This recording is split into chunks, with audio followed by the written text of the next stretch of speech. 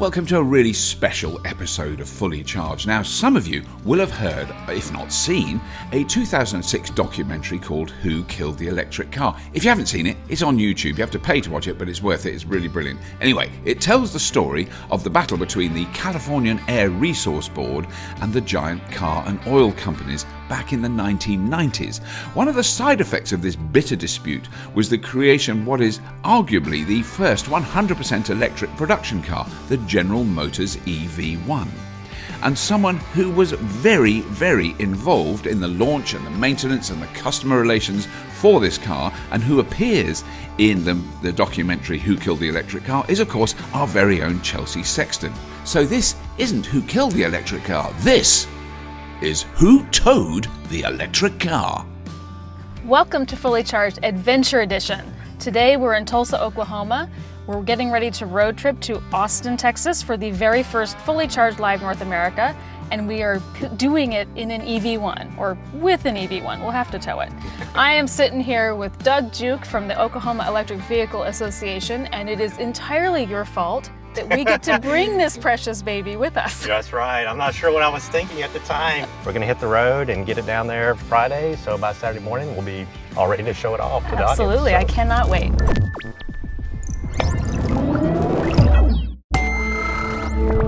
The EV1 is really, I think, what started mass interest in electrification, and it could be considered the first modern era electric vehicle. It absolutely is, for sure. And you know, I think that we, in the EV community, see it as the grandfather of electrification, and I think we have to acknowledge that we are standing on the shoulders of everything that you did in bringing the EV1 to market. And many others. And many others as well, and now we're racing into the future and looking to get electrification into the hands of the masses. Right.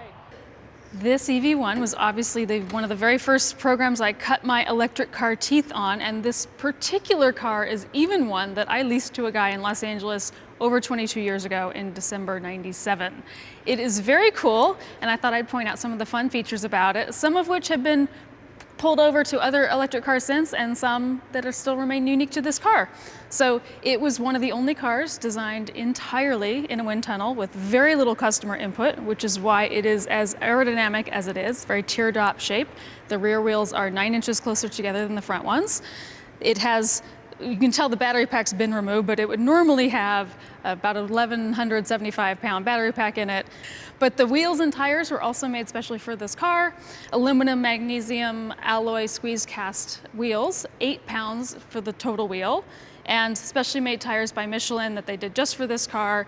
One of the first iterations on EVs for self-sealing tires. And in theory, they were supposed to be self-sealing up to 1/2 inch, but we were very generous in the warranty and we defined 1/2 inch as this big. So when you guys were doing your testing, did you throw any steel balls at the window?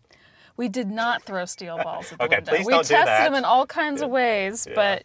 Yeah, I don't think these windows would hold up to that, right? Yeah. No, especially this one, because this is a heated windshield with a film in it, electric defroster. What? Yeah. So explain that. Well, we didn't, from an efficiency standpoint, we didn't want to use the usual forced air defroster. Right. So we had an electric heated windshield, a little bit like normal defrosters without all the lines. And so this is a very special windshield that is in this car. Wow, okay, I didn't know that. And very special roof, because the radio antenna is built into the roof. There's no normal antenna. So you're saying it's basically like an invisible defroster? Yes. Oh my gosh, that's incredible. The trunk is a pretty normal trunk. The funny thing about it is very narrow and very deep. Its actual design intent was to fit 2 sets of golf clubs because, you know, retired GM executives in Florida. I have also previously proven that it can fit at least 2 people. We have the lovely Citron-inspired wheel skirts, and again, back end, very aerodynamic and close together. And then up front, it looks very much like things you would see in a normal electric car now, but pioneering at the time. This is the power electronics module, obviously the inverter from AC to DC from charging to storage DC in the battery, back for the AC motor below. The motor is still down there. It's a little hard to see from here, covered by the power electronics, which today would be about 1/3 of this size. But the motor underneath is a 102 kilowatt motor, 137 horsepower. This thing actually drove quite nicely. I used to replace my tires every 5,000 miles, completely my fault due to my right foot. Otherwise they'd last around 20. But the motor's about the size of a watermelon. It's the analogy we used. Otherwise, normal fluids, radiator, because even back then it was liquid cooled, and inductive charge port up front. But at the time it was pioneering because there was no metal to metal contact, and it was intended to be safer, or at least convince the public it was safer to not have that, so you could charge in the rain and have your kids charge it and all of those things back in a time when people were a little more nervous about new technology. So it remains very pioneering in a lot of ways. It had brake-by-wire, steer-by-wire, first automotive use of a heat pump, all kinds of cool little features that continue today, but were very forward-thinking back then. And then last but not least, we had, hopefully normal people never really had to use it, but for service purposes, we had the manual disconnect back here. It's been removed because the whole battery pack has been removed. I'm gonna find someone to put this thing up on a lift and show you what the tunnel underneath looks like.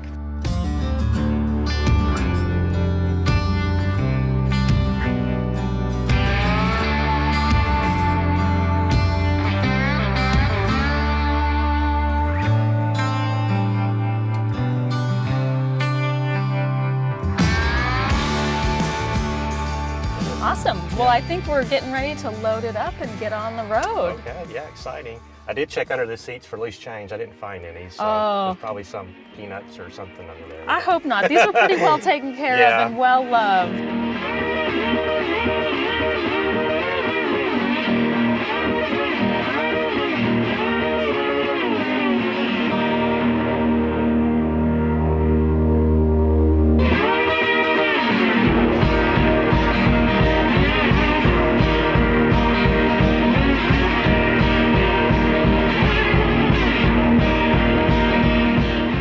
A great test drive in an electric car for most people, especially out here in Oklahoma, is a great new wow experience. Yeah. It's smooth, quiet, torquey. It does everything it does uniquely better than a nice car. And turning a traditional experience of an arduous test drive because I'm trying to sell you something into more about, let's just go have some fun and let me show you the future.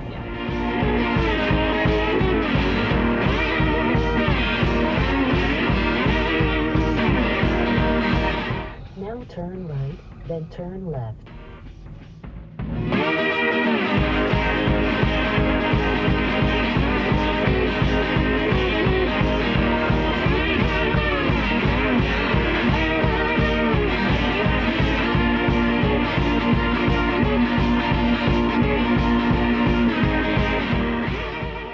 What made you guys want to get involved with this? Well, I have reverence for the EV1. I think all EV enthusiasts have reverence for the car, and it's special. It holds a really special place in not only EV history, but in automotive history. Yep. And there's very few EV1s that survive and are still in existence. So to get to see one in the flesh, bring it to a crowd of EV enthusiasts is a special opportunity. They are very excited.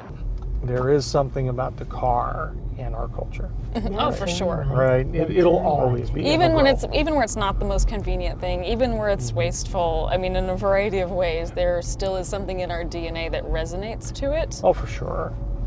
Well, we were talking before about sort of the regen and nice to have a lack of regen. This is the only car I've seen so far, and the drivers love this coast down button. Right, yeah, explain that. What is So you could, people called it driving the button after a while because you could just flick it with your thumb. Okay. And if you engaged it, it removed all regen braking and it would purely freewheel. Wow, which like is a bicycle when you're not basically, pedaling? yeah. Cool, So yeah. really handy on a freeway where you want to coast along, you don't want to be using power, but you don't want to slow down either. Okay. Because then you have to spend more energy to recoup the speed. Right. And so people did that long before there was selectable regen. So we Okay. didn't have multiple regen modes, but we had the coast down. So I had basically a built-in regen with Yes. you taking your foot off the brake. Yes. Yeah.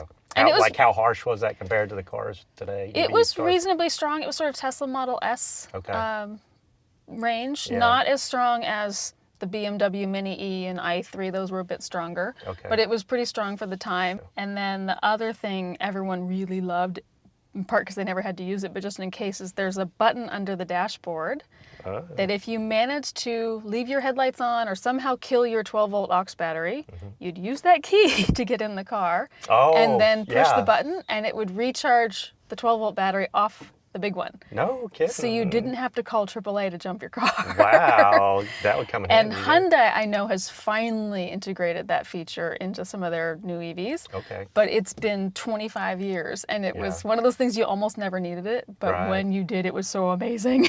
But yes, it was pretty minimalistic, and there's actually a great book called The Car That Could, and it was about the development of the EV1 program from impact on forward, and it leaves off right before we launched the car. Okay. But it's a really interesting story of the Right. inside of a car company and how these things happen, and the engineering teams that had to trade dollars and grams of weight. Yes. They were each given an allocation. If they wanted more of one of the other, they had to basically trade with each other Yes. in order to get to something that was manageable to make, but also super efficient.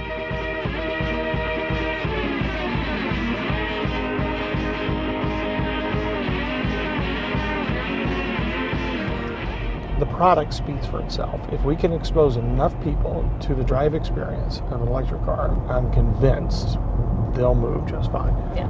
There's a lot of tension between sort of the franchise dealer model and sort of the corporate-owned store model, which is proxy for Tesla for now, but will also be Rivian and others as they come along. And I find a lot of defensiveness on the automaker side that sort of says all of our dealers are independently owned, we can't control them, and so, to some degree that's a little bit true. But I push back a little bit because from my observation, the secret sauce of Tesla, to the extent there is one from a sales experience perspective, is really well-educated salespeople who are passionate about their product in a low-pressure environment, which is very much what you describe. Right. Now, do you think, was this the first car that had the keyless entry code? Because I know a lot of cars. Keyless start. Right, for Yeah, yeah. sure. But the entry and all that, did the There were others some sort of- Cadillacs and things that had Okay. some sort of push-button Yeah. entry, so 'Cause that late wasn't the 90s, first. I think, is when we first started seeing that. Yeah. Right? Okay. It was first in other ways, first heat pump. Mm-hmm. It was first in brake-by-wire, steer-by-wire, some of those sorts of things that were Gotcha. pioneered on this. But yeah, the start was the one, and people love that too, of course, because they never lost their keys. Yeah, right. And I loved it because I had the master code list and I could move any. Yeah. So he made you mad. You just came and got the car, right? I could, but I Yeah. used to, I mean, I lived near LAX airport and they put in some chargers back then and there were never enough of them even back then. And so I would go down there every single day, Yes. big customer service move, and move people's cars around so Oh, that right. everybody got charged by the time they got home. And Nice. only because we had this kind of a start could I do that. Right, yes.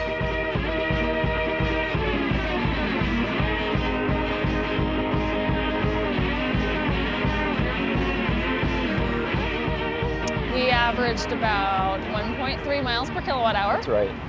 That's pretty damn good, considering. That's right. We didn't know what to expect. We're towing a vehicle behind the car. We have an enclosed fabric trailer that's catching a lot of wind. We're Yep. at highway speeds. Saw temperatures from say 32 to 40 Yeah. during the journey, a wet start and rain. Yep. So we were really eagerly awaiting what some of the efficiency data would show. It's given us over 100 miles of range, and yeah, after about an hour and a half of driving while towing a load, you're ready to stop anyways. And, Right. we've stopped about every 80 to 100 miles. We've been charging at Electrify America and other CCS sites. And yeah, you can get a charge on the vehicle in 20, 30 minutes and get back on the road. Yeah, along the way, 147 kilowatt charging speeds is what That's- we're getting right now. So I have to say, it's been my first trip at these charging speeds, longer trip, and I'm a fan.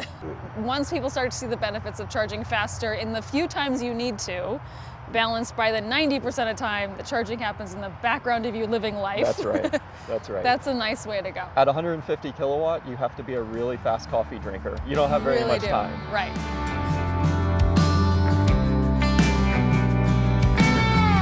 Are you looking forward to the show?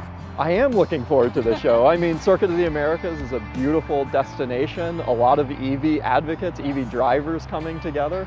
So we have a small little 30-mile push to do, but we have 470 miles in the Audi e-tron behind us.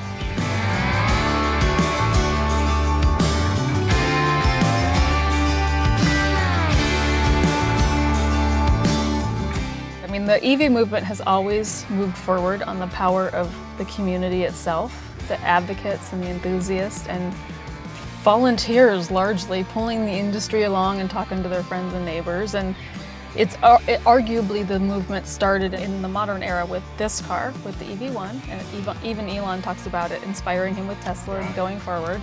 And many people have seen the little movie we made about it and things like that, but you're right, they haven't seen it in the flesh. And Right. this is, of course, where I started my career at 20 years old, so it's really fun and a little bittersweet, but mostly really fun. Yes, yes. To be bringing it to one of the newer adventures in my life. Right, yeah. Being able to share it, yeah. Yeah.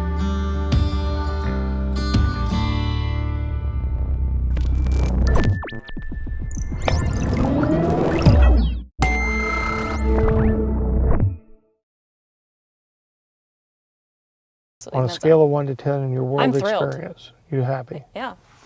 So it's a 7. No, I'm thrilled. It's 12.